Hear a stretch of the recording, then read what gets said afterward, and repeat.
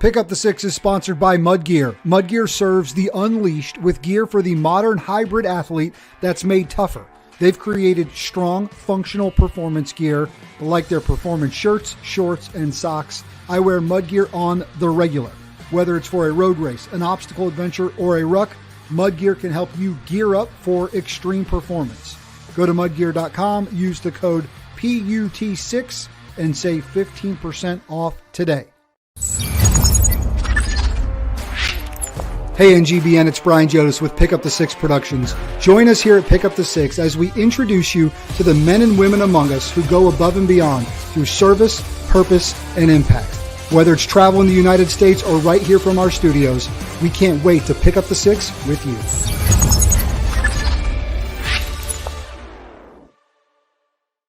Welcome back to another episode of Pick Up the Six. Brian Jodas here, and so grateful that you're with us on this ongoing journey to connect people with something a little bit bigger than themselves through service, purpose, and impact. I'm really fired up to meet our guest, Mike Sullivan. He's from Team RWB, red, white, blue.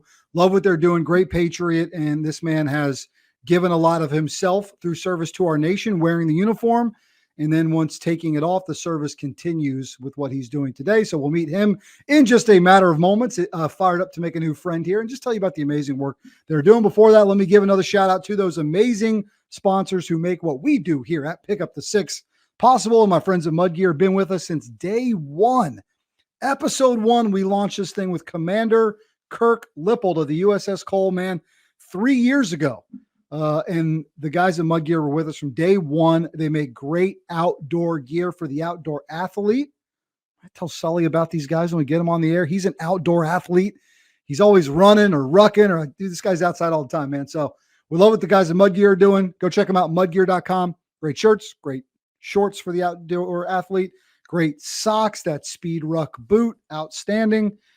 It's mudgear.com, code PUT6, save 15% off today. I got to give a huge shout out to my man, Joe Baker of joebakerfitness.com. He's got us on that weightlifting program. And Joey B, as you know, I reported back to you last week, pick something up, put it down on the deadlift, a weight that I had in my periph, in my goals, and hadn't lifted that number since I was a young buck in high school. So thanks to Joe Baker, he got me on the plan and said, hey man, here are some functional fitness strength training goals I've got. He said, let's get you there. And so go check out joebakerfitness.com. He can hook you up today. Great friend of the show. Grateful for his love and support. And also probably wouldn't be possible without my friends at livemomentous.com, because you know what? When you're training, when you're working, you got to make sure you're getting the right things in your body, that creatine, that whey protein on the recovery, but all the vitamins you need, all the supplements you need, they've got you covered. Good, clean products, work great, user tested, BR Jodas approved. Go to livemomentous.com, code Brian J on that one, and you can save some cash as well, which is incredible because that's what we're about doing here. Finding good partners that we believe in that can help you. So to Mudgear, Joe Baker, and of course the folks at Momentous, thanks for being a part of this show with us. All right, let me bring my guest in. It's none other than Mike Sullivan, but of course with the last name Sullivan, inevitably you're just going to be Sully, and that's it. So Mike, what's up? Sully, good to see you, man. Absolutely. It's great to see you. It's great to be on the show. Dude, I'm pumped to be able to do this. Guys, I sound like a broken record, but Brad Borders once again comes through. So chat, we love you, bro. You have been arguably, and Lowell Coppert will kill me because he's made a lot of connections as well, but I think you've been arguably the number one seed for referrals to the show here. So that's how we get together. So he's the great guy that is. Yeah. Brad. So, which is amazing. Brad's an absolute all-star. He is an all-star. He's a great human being. I feel very fortunate and blessed to know him. Call him a friend and a brother. Man, we're going to get to know you, man. Talk about your life and what you're doing with RWB now. But man, you're like always on the go, bro. You're one of the most active people I know. So the fact that we got you home and we can talk for this is pretty good. Yeah, you got to stay active. Got to keep moving. You don't want to slow down. That's true. Roots. Yeah, keeps you young, keeps you healthy. You're looking clean shaven. I've seen you with facial hair without. So you're in a clean shaven mode right now. So obviously that means you've been busy, maybe high level meetings. How's that work? With my mom Sullivan, I got to see her last week, and she loves her baby boy clean shaven. Does not like the beard. So there it is. Okay, well, listen, man, you got to keep mom happy. That's for sure. Exactly. Man, it is we can see for folks watching on NGBN TV or checking us out across the Pick Up the Six YouTube or any other platforms, right? If they can see you today, they can see some cool mill gear back behind you over there. We can see some guys lined up and some other great stuff, man. It's a rich family history that dates back to some of the great wars. And so patriotism rolls through your family, man. You end up in the Army, Green Beret, long career. I mean, that's incredible. But I get a sense that in the early days of childhood, you had some real role models to look up to. I did. So, yeah, I was very fortunate being raised by Jeff and Patsy Sullivan. My dad was a Vietnam veteran. So I grew up in a house where he had some of his memorabilia on the walls. And despite what many Vietnam veterans went through, coming home, he was still very proud of his service and what he did. And I think that was also tied to the fact that he was raised by a World War II veteran. My mom was raised by a World War II veteran, and both my grandfathers. But my dad actually has two fathers who are tied to World War II. His biological father was a B-24 pilot. He's over my shoulder there. One of the guys back there, Roy Cunningham, he was killed in then French Indochina, which is now Vietnam. He was shot down. Wow. And then when my dad was about one, my grandmother remarried, and he was adopted by Joe Sullivan, who also served in the Army during World War II. So grew up hearing stories. Wow. Of, he was a World War II hero, being shot down, B-24 pilot. And then, oddly enough, that made my dad a sole surviving son of a World War II veteran, which technically meant he did not have to deploy when he was in the service as an Army officer. But since the way he saw it is, since the U.S. government paid for his school because he was an ROTC guy, he felt that he owed the full measure back to the the country for paying for his school. So when he became an infantry lieutenant, he gladly served his time in Vietnam. Although the stories I've heard is very tough times. So it's pretty amazing what those guys went through. And I say it every day, the Vietnam veterans, their service truly paved the way for everybody thanking my generation for our service. Well, that's because it was almost non-existent. I'm sure not in every case, right? Their families, but sort of the general sentiment. And this is a bit of a PSA, and you probably echo the sentiment. Guys, if you're watching, you have the pleasure of coming across a Vietnam veteran, meeting them, a handshake, a thank you, and a welcome home. I can't probably underestimate how much that means. And it's pretty simple, right? Yeah, absolutely. It's amazing. I do it all the time. Did it a couple times this past week when I was traveling in the airport. But you see those guys with the hats on, you definitely go straight to them and thank them for their service. Yeah. But even stories further back in terms of my family lineage, my mom's grandfather, my great grandfather, served in World War I. So he was really interesting story. He was like one of the youngest med students in the state of Montana back in his day, like turn of the century time frame. Yeah. And then he enlisted in the Army thinking that he was going to be able to serve in the Army officer medical corps. And because of a childhood injury to his eye, they made him an enlisted man. Wow. And ran into one of his professors kind of like in the trenches, so to speak, and over in Europe, and was like, this guy should be a doctor, not a soldier. And they gave him a battlefield commission to, I think, captain at the time. And he served as a medical officer for the rest of World War I. So a lot of family history in terms of different conflicts. And then the family business continues because I have twins, a boy and a girl, that both went to the U.S. Army Military Academy, commonly referred to as West Point. They're both Army lieutenants. My son's an infantry officer up in Alaska. My daughter's an engineer officer who did some regular Army time, but she's also an Olympic athlete. So she plays for the U.S. Army women's rugby team, the sevens team, and she's preparing for some more international play in the Paris Olympics this summer. Dude, so you're always super proud of your kids, right? For all the accomplishments and things they do. But for your daughter to put the colors back on in that arena, I mean, dude, I can only imagine just the sense of pride that comes with that. So it's pretty amazing. Yeah. She made the team like a year and a half ago, right before the World Cup. So my wife and I made the trip down to South Africa to watch her play there. And She did an international season last year, Yeah, and had a phenomenal season. And just when they make the finals in international rugby, they play both teams international their anthem before the game. So seeing my daughter a couple times when they've made it to those finals in the tournaments out there, and because she's a lieutenant, saluting the flag as everybody else is standing there, it brings you to tears. It makes you pretty happy. of course. Pretty proud. So of course, she's amazing. Yeah, she's crushing it. Yeah. Can we get her on the show? Not today, but sure. before I'm sure she'd love to be on the show. It would be amazing. Like when we've had Olympic athletes on before, wrestlers, target shooters, one guy Marine, one from the Army. So I love that veteran angle with the Olympics too.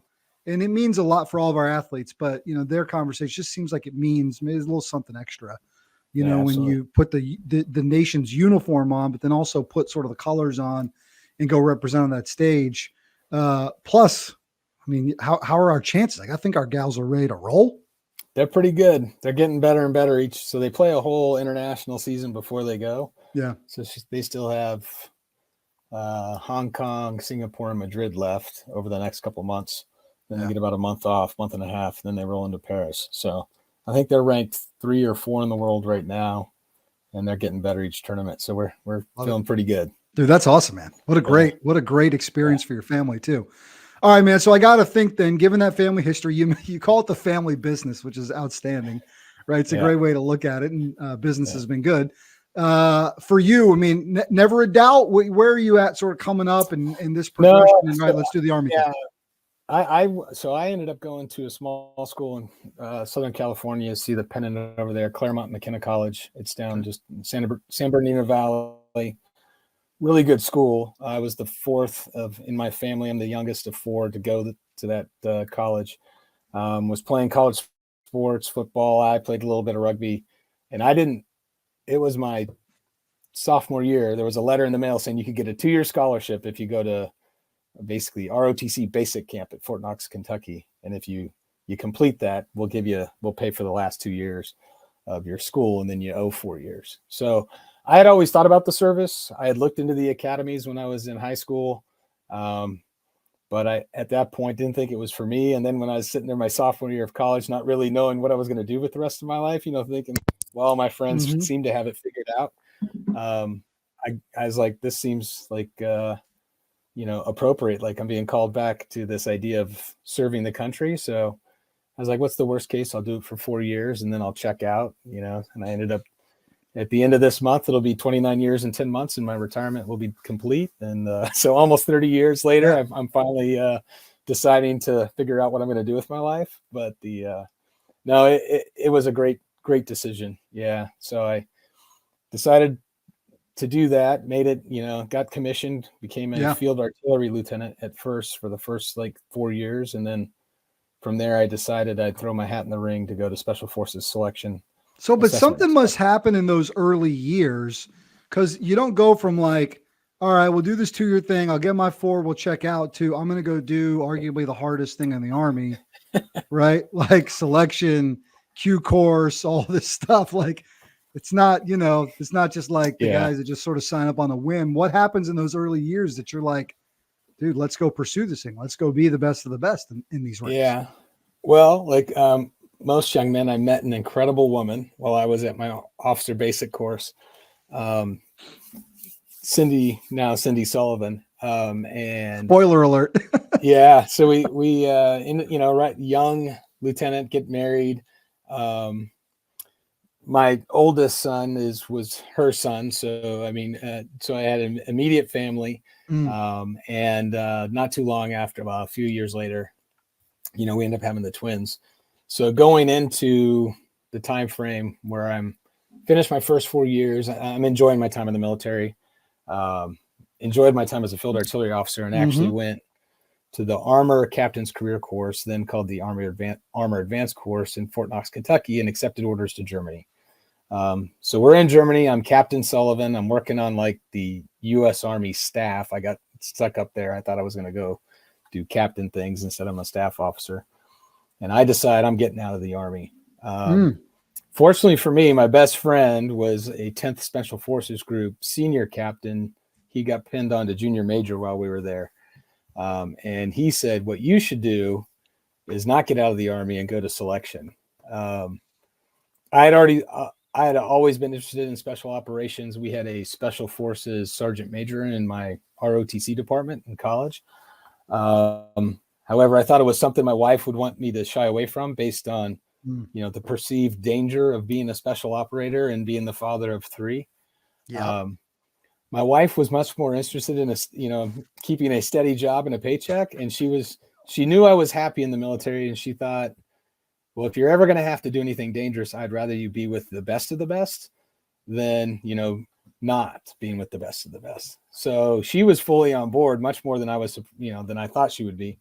So with that encouragement, I decided to, put in my packet to go to Special Forces and Selection, which was a little bit out of timeline for most officers. So it put me behind some of my peers, but fortunately for me, I was able to make it through. And then, we were right back in the States for the qualification course after being in Germany for just 18 months. Yeah.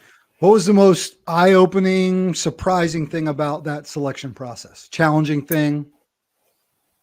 Man, for me, I guess it was just the constant movement and constant rigor and stress that you're putting on your body.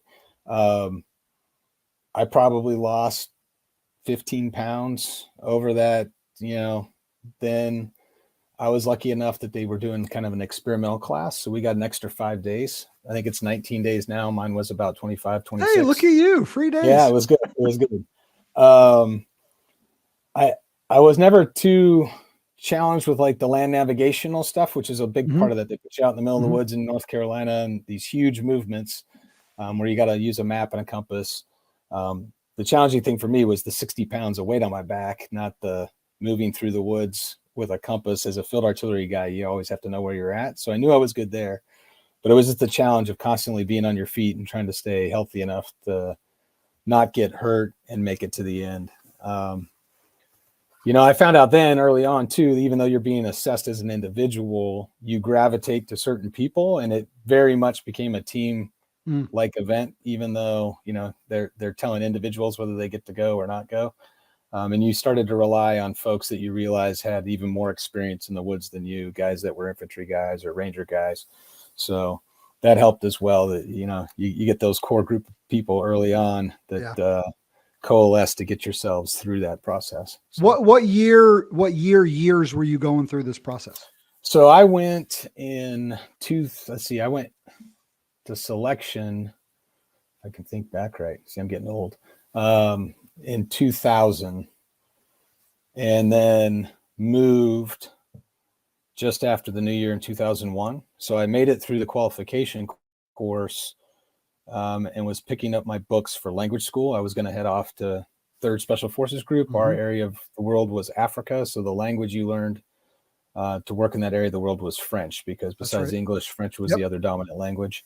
Yep. Long time friend of the show, Lowell Coppert, French guy, spent a lot of time in Africa. I texted him. He said, I don't think our paths ever crossed, but I don't know how they didn't. Yeah. So I was picking up my books 9/11 for language school.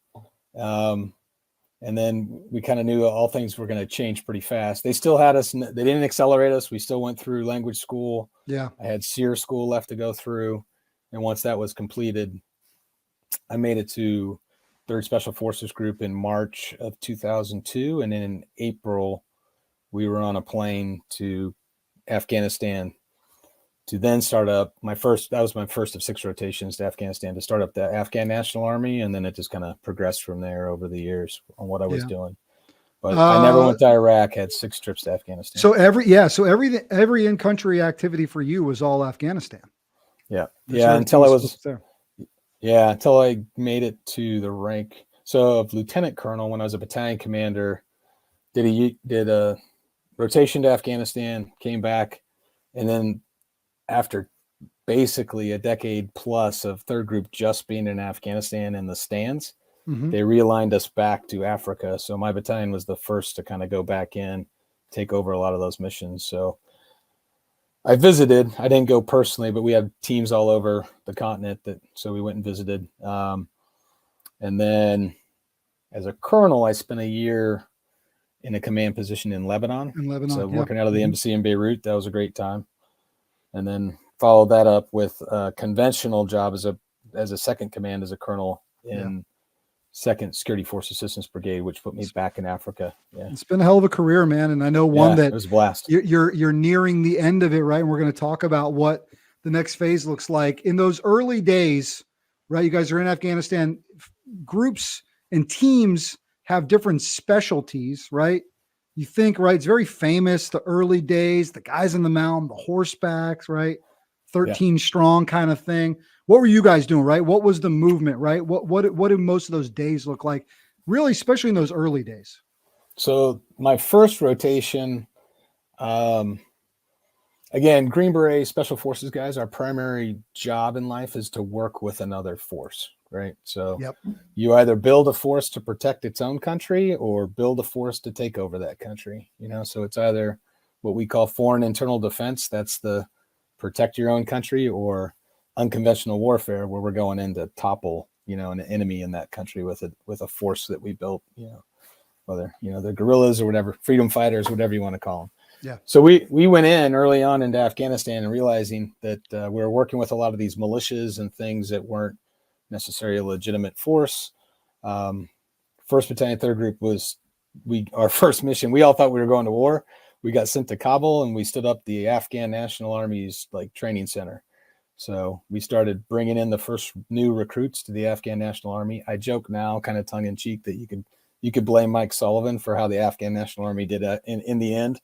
But and all kidding aside, my team was charged with, we got the 3rd Battalion ever of Afghan National Army, infantry soldiers.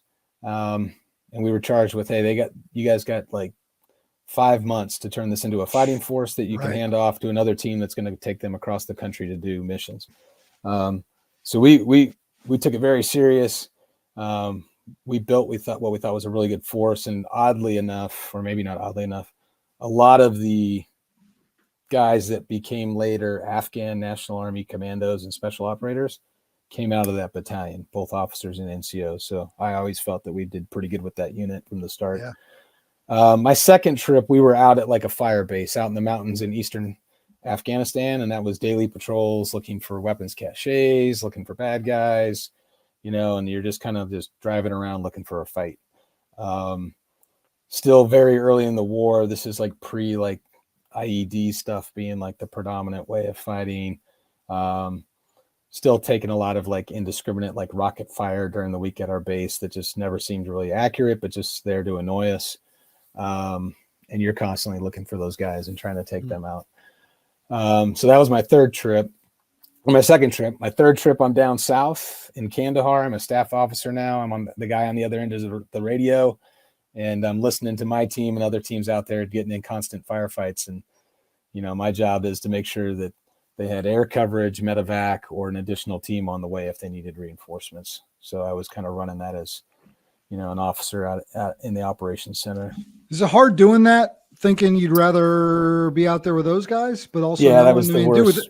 I know, but without you, they also need you there too, right? Yeah. But yeah, you want to get in the mix, right? You want to mix it up. Yeah, you start to convince yourself that you're the master of all these computers and people in this operations center, so you're making things happen for them, and that's how you kind of make it right in your head. But the that rotation in particular, my team, they were the first to get into a big firefight, and everybody could just tell that it was just driving me crazy that I wasn't out there with my old team. It was a new captain running that team.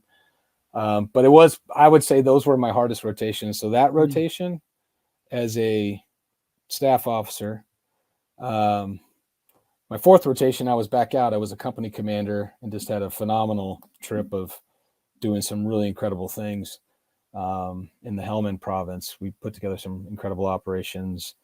So in the thick of it that time, then I'm back again as the senior operations officer back at that same base in Kandahar.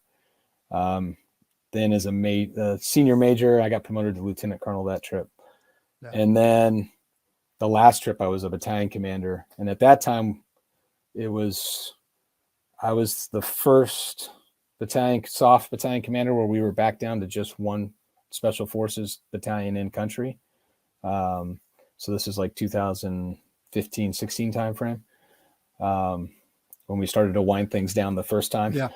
And it was the end of Operation Enduring Freedom, the start of what was supposed to be just the peacekeeping, where we weren't doing combat. We continued to go out and do combat for another 4 years. But that was probably, again, any of those times you're in the operations center away from things, it's so difficult. I mean, you got the best and the brightest out there on the ground. And, as you get older and, you're probably just going to get in the guy's way, but you always want to be out there in the thick of it. And it was pretty difficult when you're on the other side of those radio calls, making decisions, sometimes, life and death decisions in terms of, making sure that they got what they need, or they got the authorities to do what they need to do. So those were the most challenging times, I would say, when it comes to combat for me anyways.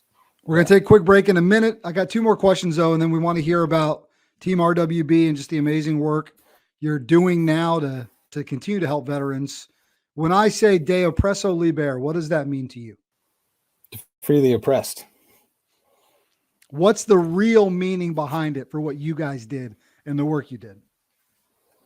Well, I mean, for us, I mean, for me specifically, I mean, to break it down, it's, you're defending the person that can't defend themselves, or even better, you're making them strong enough so they can take care of themselves without your help once you leave, so that whatever horrible situation is impacting their lives and making their lives and their family lives like miserable, they can defend themselves and make sure that never happens again. So, I mean, if you got a friend as a Green Beret, that's what he's going to do for you. Yeah, that's incredible. All right, before the commercial, how often do you get emails, media requests, people reaching out, asking you about the time you had to land that plane in the Hudson? That is not the same Sully. Does it ever happen? You guys don't look at it. No, it doesn't. It doesn't. No, I don't get that one. No. That's good. All right. That's good. Yeah. All right. Let me take a quick break. We'll be right back. We're going to talk about all this awesome work this guy continues to do. Let's hear from a few sponsors, and then we'll come right back. Hi, Joel Maurer, founder of Dink Ninjas. Dink Ninjas was dreamed up and started right here in Austin, Texas, a dynamic pickleball community. We arm pickleballers with the paddles, apparel, and accessories to dink like a ninja. Dink Ninjas is dedicated to supporting mental health awareness and cancer research. Shop our full lineup at dinkninjas.com and enter code NGBNTV for 10% off site-wide. Pick Up the Six is sponsored by Mudgear. Mudgear serves the unleashed with gear for the modern hybrid athlete that's made tougher. They've created strong, functional performance gear like their performance shirts, shorts, and socks. I wear Mudgear on the regular. Whether it's for a road race, an obstacle adventure, or a ruck, Mudgear can help you gear up for extreme performance. Go to mudgear.com, use the code PUT6, and save 15% off today. All right, we're back. More with our conversation with Mike Sullivan, better known as Sully, in just a minute. But before that, let me get you guys tuned up on this. We've been talking about the last few weeks, and you've got a little bit of time left still to register. And if you're watching us on NGBN TV, thank you. If not, go download the app. We're available on Roku, Amazon Fire, Google connected devices. Just go search up NGBN TV on your connected device. Download the app, because we have an amazing once in a lifetime, really kind of never been done before experience coming up on April the 6th, a pair of 2-hour training sessions hosted by Craig Hannum, formerly of the Army. And Craig now has a program on suicide prevention, mental health, CPR training is what I've been calling it. Really, it's a great kind of way to look at it. And if you've taken CPR training, you know what to do when you walk up on someone and they're unresponsive. Well, what if you're talking to a friend, brother, loved one, whoever? Do you know what to listen for? Do you know what to ask if someone is in mental crisis? Or if they come to you in it, do you know what to do next? And our goal through this streaming TV network for men in their 40s, 50s, and 60s is not only create content that educates, entertains, inspires, celebrates, and supports men, not only helps those men build community, but then equips them in this case to save a life. And that's the mission of this TV network, is to save lives. And so April the 6th, we got a great opportunity to go to ngbn.tv, save a life. It is 100% free. to attend. And so sign up, be a part of it, and let's do this thing together. We need your help. Can't do it alone. And you're an integral part of it. So go to ngbn.tv/save-a-life and you can help us out today. All right, let me bring my man Sully back in. Quick break. He's back. My brother, on the front end of that, we were talking about sort of your path through the military, your career. It's nearing sort of final moments. Just what's reflecting, looking back on that. I know you probably had time to think about it as you go here, but how do you reflect on that and what that's meant? Well, I mean, even though it's almost 30 years, it seems like it went really fast, right? And it's been just an incredible, opportunity to just work with some of the greatest friends that I now have for the rest of my life. Going through some of the most intense and crazy situations that, it's just, I don't know. I absolutely wouldn't have done anything different in terms of my entire career. But for me, it was just an incredible opportunity to just be a part of something bigger than myself for all that time. And I just couldn't be more blessed to have been a part of it. So it's been really well. A lot of people ask, hey, when's you going to have your big ceremony, your big retirement ceremony? You gotta put a bow on the end of this thing. And I just decided, no, I'm just going to go out kind of quiet and not make a big deal about it. I mean, I had enough opportunities between command ceremonies and award ceremonies and different things to speak out loud. And I stayed around much longer than some of my friends. So, there would be like 2 people I actually knew in the crowd, and then everybody else would just have to be there because Colonel Sullivan having a party for himself. So I wasn't going to do that to everybody, but I've been thinking about it. And fortunately for me, I think just it was the right time. I never got tired of the Army. I never got disgruntled. And I think it just all worked out really well for me. Perfect timing to hang it up and then move on to this next thing, which I think is going to be just as good or even better. So, yeah. I'll see if I can sway you. Lieutenant General hung it up after 36 and a half years. We had a hell of a party, man. It was a pretty good time. We had a good time. He threw a good party. I enjoyed it.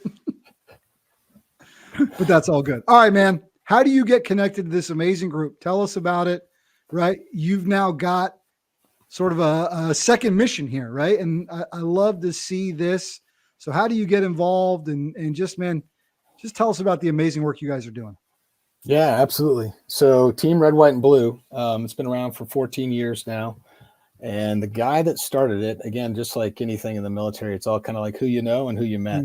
So that third rotation to Afghanistan, fourth one, when I was a major and a company commander in 1st Battalion, 3rd Special Forces Group, our battalion intelligence officer was a guy named Captain Mike Irwin at the time. And based on, being put into that crucible together and doing some amazing things, we became very close friends.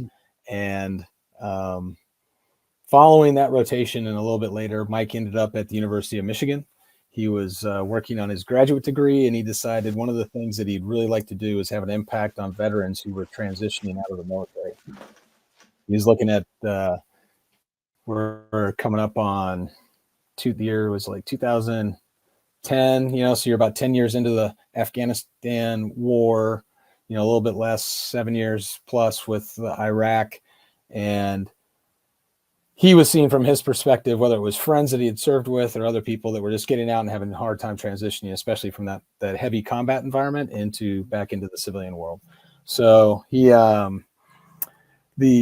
Mike then decides, well, a really good way to do this would be like getting people back together using physical fitness as a means to get people back together in a team environment, get them off the couch, get them back in an environment where everyone's speaking the same vernacular. You can use your old acronyms from your time in the service, shared experience, and you would a lexicon. Don't sleep on a lexicon, man. Like, right? You're right. And to be able to say those things that you can around close company that gets it, there's just such a level of fellowship that surrounds itself with that. I mean, we found it out in a matter-of-fact way. And funny, it's an Army guy who goes through high-level training like you have that starts this F3 thing that Chap's a part of. I call him Chap, right? Brad Borders. And with similar idea of, let's get these guys who sometimes, right, veterans sometimes like, okay, what now? right? This was the case of, all right, men get a little bit older and they're kind of like, what now? And what we found was, cool, let's introduce fitness back into their lives. And in doing so, all of a sudden it was like, well, why don't we get coffee or have lunch or start a Bible study or serve together? Or, then all of a sudden, all these other things start to take shape. And that's what I love about what Red, White, and Blue has done is let's get this sort of event-based physical fitness back into reintroduce maybe in a sense into some guys' lives, guys and gals' lives. But ultimately, let's get some camaraderie back. Right? Let's get you back. Absolutely. On the team. Yeah.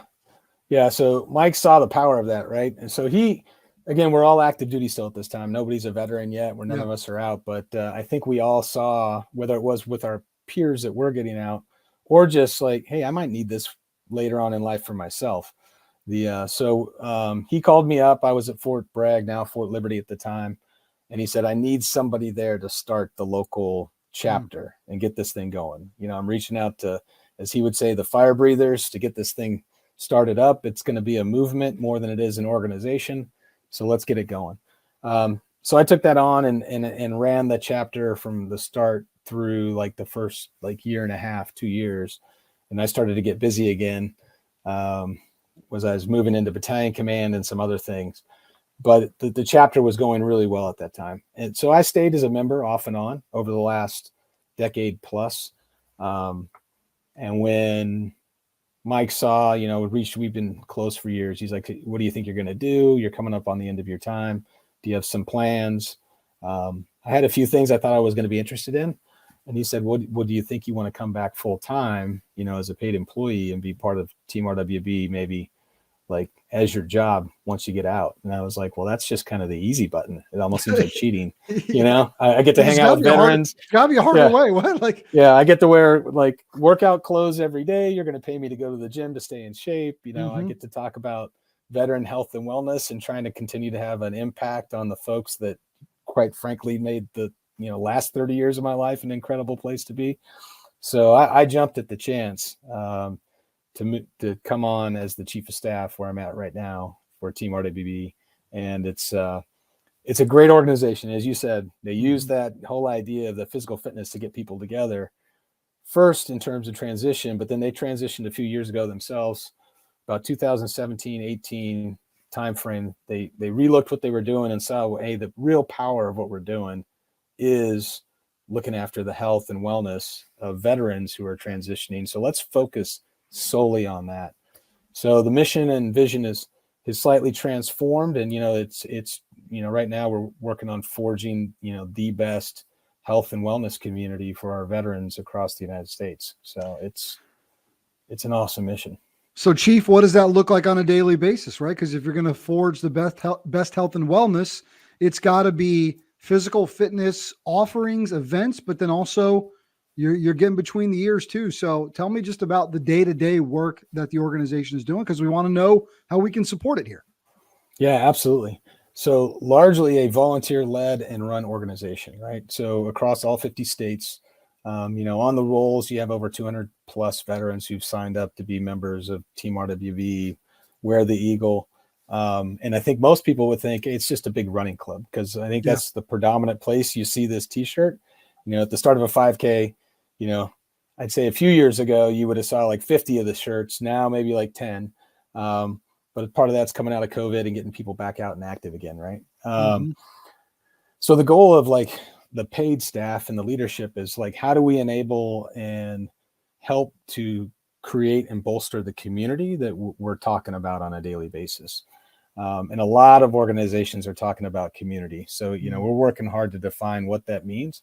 And for us, it's really trying to drive our members back to those in-person events that are generated locally for the most part, right there at the local level. So perfect example is I'm back with the Team RWB chapter here in Fayetteville and Fort Liberty.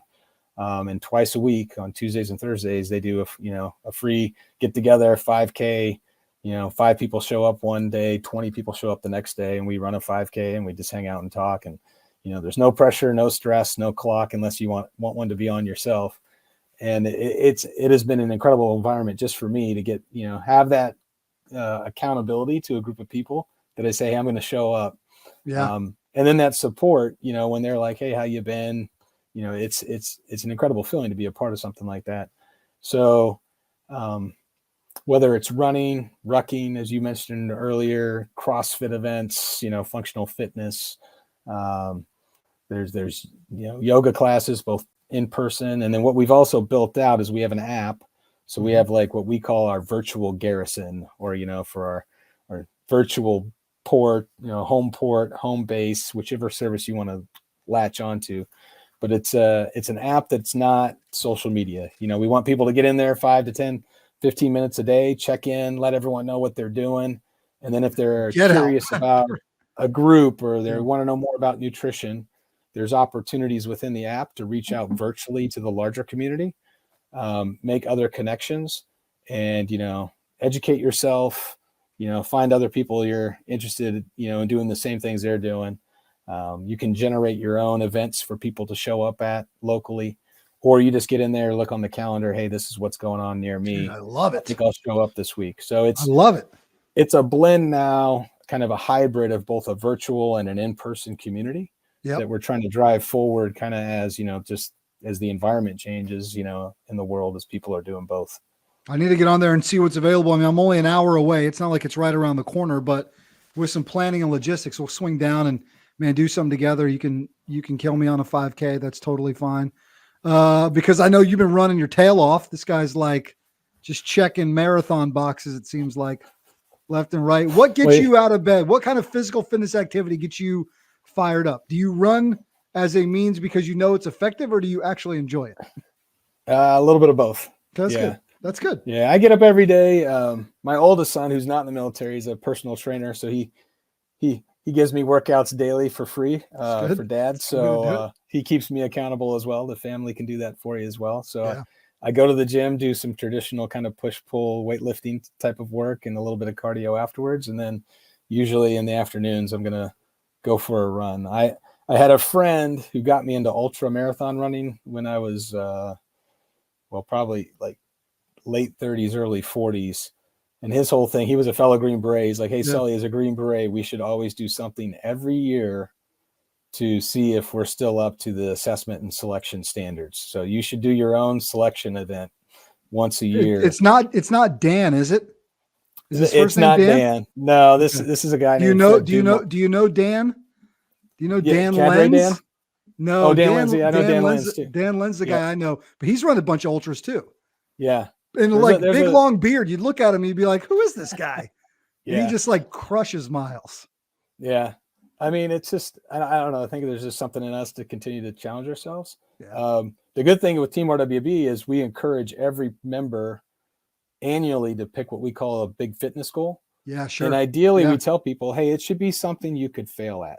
Like, don't pick something like, I'm going to run a 5K if you're out crushing marathons every day. You know what I mean? Like actually put a mark on the wall. Ideally somewhere down the calendar. So it kind of forces you throughout the year to kind of stay committed to that idea that I'm going to do this thing. Yeah. So it kind of comes out of the idea of some, the comfort crisis and picking a Masogi or some sort of thing like that, Yeah. In my local F3 group, we call it the yearly DES challenge, do epic shit. And it's same thing, right? Guys find a marker on the wall, something that's going to get them fired up to train for and to really work at. And then those guys sign up for that. And then they've got a whole group of guys who are there tracking along the way, right? The DES, do epic shit challenge, which is pretty good. So it's another way to look at it. Sully, before we go, tell us where they can find more about Team Red, White, and Blue. Give us that data dump. All right. So you can find us on the web at teamrwb.org is the easiest place. And then we're probably most active on Instagram. If you look for Team RWB on Instagram, or if you look for me, Sully_RWB, you'll see me out running and talking to my camera every day while I'm going around the neighborhood or trying to get prepared for my big fitness challenge this year, which is going to be a 50-miler in November, but it's one I've done 6 times. So I decided I'm going to run 50 miles the day before the race the next day. So well, that's 100 that's 100 miles in 2 days, bud. Yeah, I got that. I've done a 100-miler before. It's been about a decade. Yeah. So I figured this is the challenge. My kids are saying, Dad, you paid the money for the race. You should do the 50 miles extra on the back end. So you don't. I was like, that. What's the challenge in that? Yeah. Like, No, going into I got to that make it to the race- start on time. No, I'm so. with you. Going into that race with 50 already under the belt, the double nickel, so to speak, is where it's at. That would check the box in a DES challenge. That's a do epic shit kind of challenge right there. I think so. 50 the day before, 50 the day event. And I mean, you sort of can kind of humble brag when you're on the start line. Like, what'd you do yesterday? Oh, you taper. Like, I did 50 yesterday. Exactly. You got this, bro. I love it. Dude, it's been great to talk to you, man. Great to get to know you. Keep up the great work. Been great. Appreciate the time. Really appreciate the opportunity. Hang tight. I'm going to talk to you in a second, but let me wrap the show up and we'll be right back with you. All right. All right. Thank you. Awesome, man. That's Mike Sullivan of Team Red, White, and Blue, Team RWB. Go check them out. Doing incredible work.